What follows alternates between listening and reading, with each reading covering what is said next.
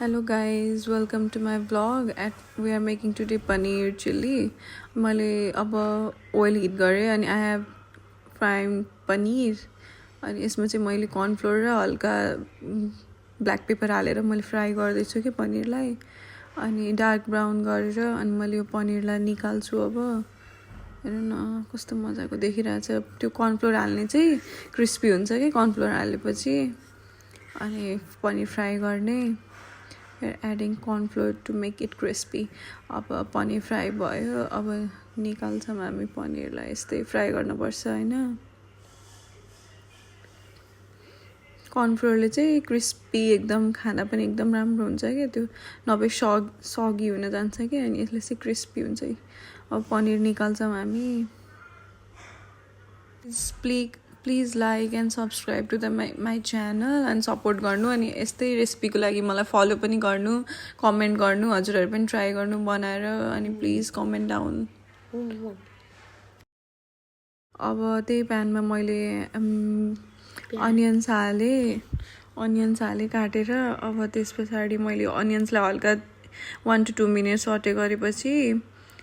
गरेपछि यो हल्का लाइट ब्राउन लाइट लुसेन्ट हुनेपछि ट्रान्सलुसेन्ट भएपछि चाहिँ म यसमा अब क्याप्सिकम एड गर्छु क्याप्सिकमलाई पनि हल्का ट्रान्सलुसेन्ट गर्ने अनि त्यसपछि मैले अब यसमा जिन्जर गार्लिकको पेस्ट हाल्छु जिन्जर गार्लिक हाल्छु अनि त्यो हाले we have added ginger garlic paste to make it more taste अनि यस्तो फ्राई गरेपछि अब मैले यसमा सोया सस हाल्दै छु सोया सस हाल्छु अनि यो चाहिँ हट एन्ड स्वीट वाला केचप हो गुलियो वाला केचप चाहिँ हाल्नु हुँदैन अब यसमा मैले हट एन्ड स्वीट वाला केचप हाल्छु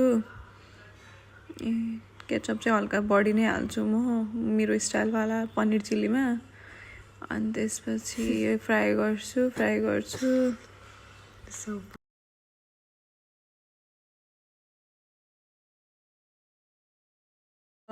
अब यसमा मैले यो स्लरी हाल्दै छु यो चाहिँ कर्न फ्लोर ब्ल्याक पेपरको स्लरी हो अघि मैले जुन भाँडोमा पनिर फ्राई गरेको थिएँ त्यसमै मैले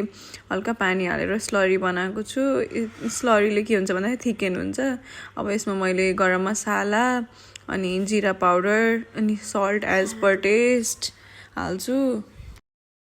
अनि यो हाले अब यो जीरा पाउडर पनि हाले टेस्ट अनुसार अनि त्यसपछि चाहिँ फ्राई गरे हल्का 1-2 मिनेटसम्म मैले यो क्रिस्पी भएको पनिरलाई एड अन गरे यसमा अनि यसलाई अब मैले मिक्स गर्छु अनि द्याट्स इट